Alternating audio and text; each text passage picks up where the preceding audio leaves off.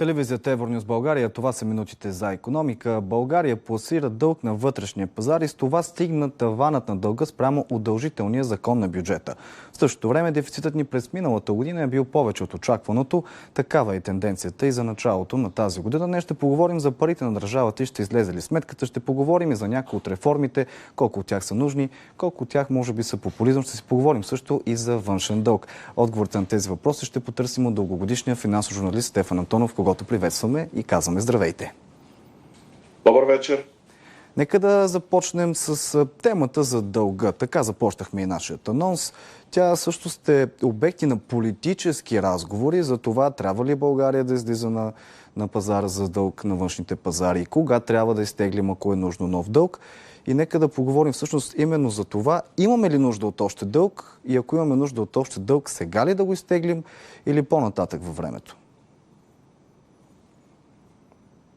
Много комплексен въпрос. Ще опитам да го обхвана от всички гледни точки, които засегнахте. Накратко, дългът се тегли по причина, защото държавата не може сама със собствени спестявания, каквито обикновено би трябвало да има в фискалния резерв, да финансира бюджетните си дефицити. А заемите се теглят, когато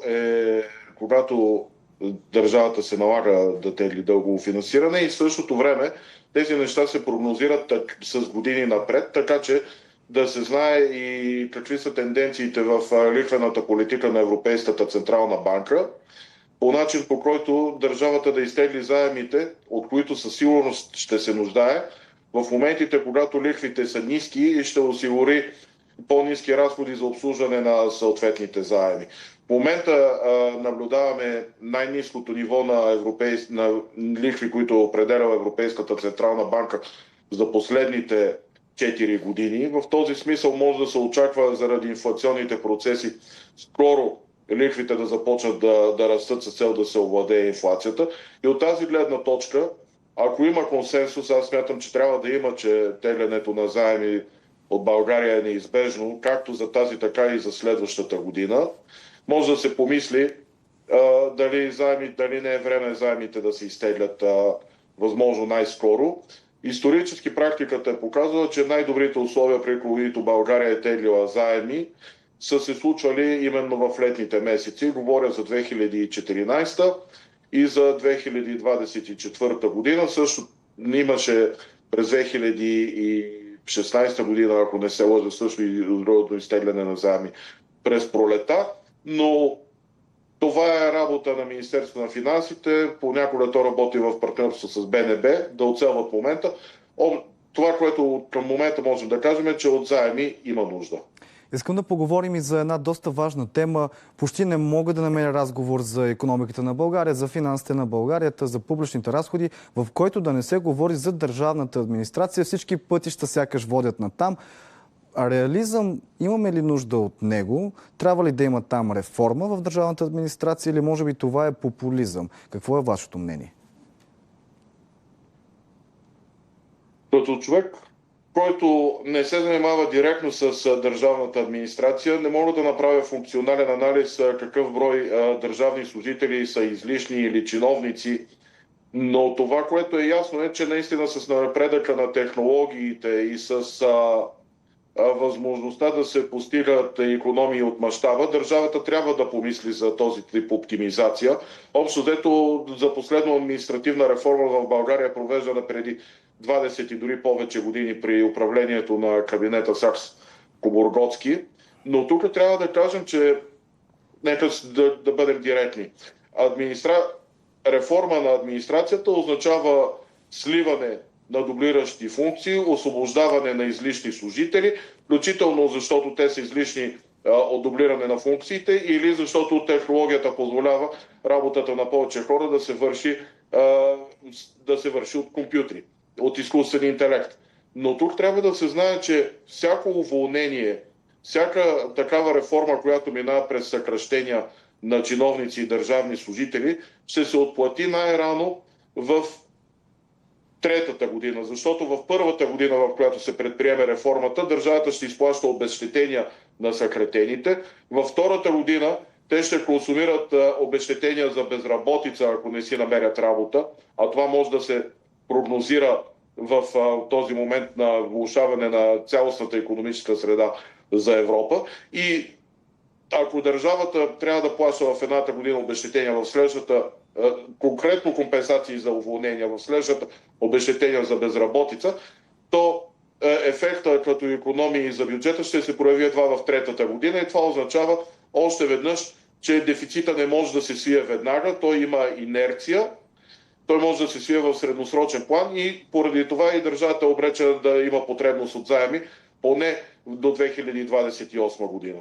Искам да задам един въпрос, който е, може би, малко философски. Ние не прекаляваме ли с тази фиксация за дефицита, че трябва да бъде до 3%, че миналата година е бил по-висок? Виждаме другите държави в еврозоната и извън еврозоната, пак отново в Европейския съюз, че не спазват толкова много тези правила.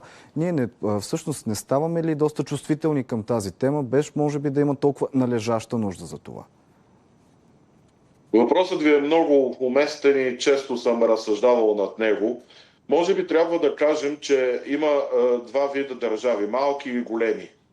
Тези, които са големи попадат в категорията too big to fail, т.е. твърде големи за да фалират, могат да си позволят нарушаване на правилата, защото когато дойде време да бъдат санкционирани, тогава пък се пренаписват правилата за санкции на тези държави и се мислят механизми те да не се изправят срещу реалността, пред която се изправят малките държави.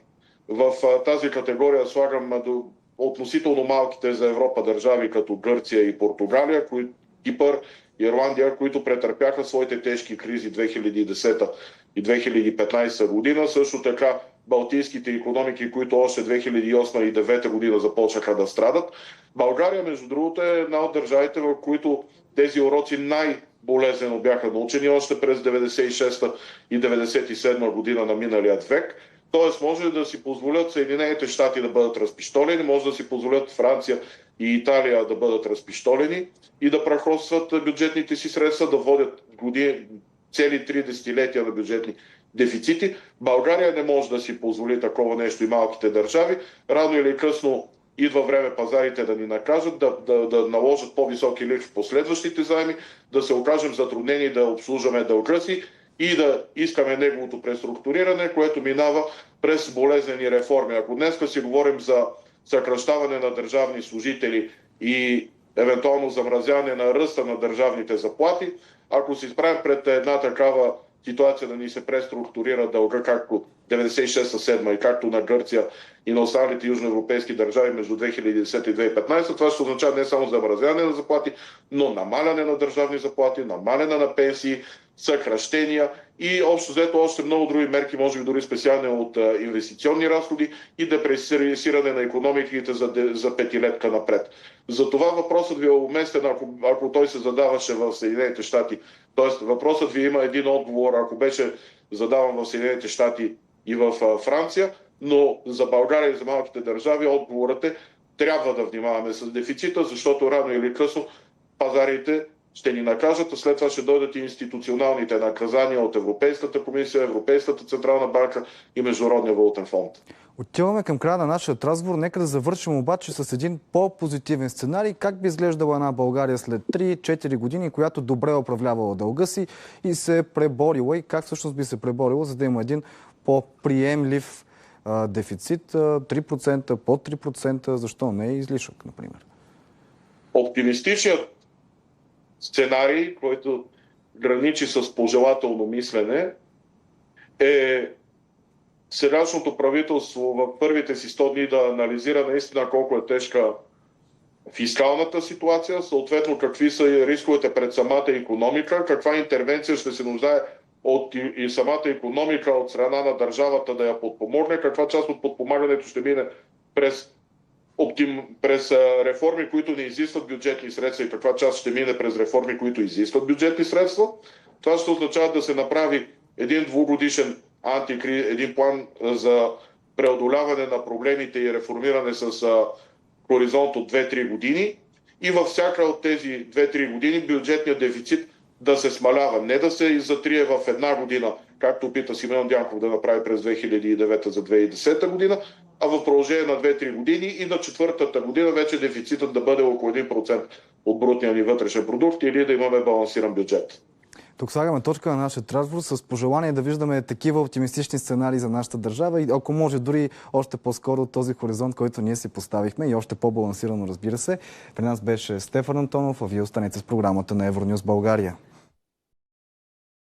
Подробна история на публичните ни финанси може да намерите в сайта за специализирана информация fiscalenmonitor.com. Инфографиката от екрана може да отворите с QR кода на вашия екран. Ако намирате анализът за полезен, може да харесате видеото и да се абонирате за канала, както и да споделите това съдържание. Можете също да следите сайтовете за специализирана информация fiscalenmonitor.com и arbitrajnihроники.com, както и страниците ни във Facebook и TikTok с заглавие "Всичко опира до пари".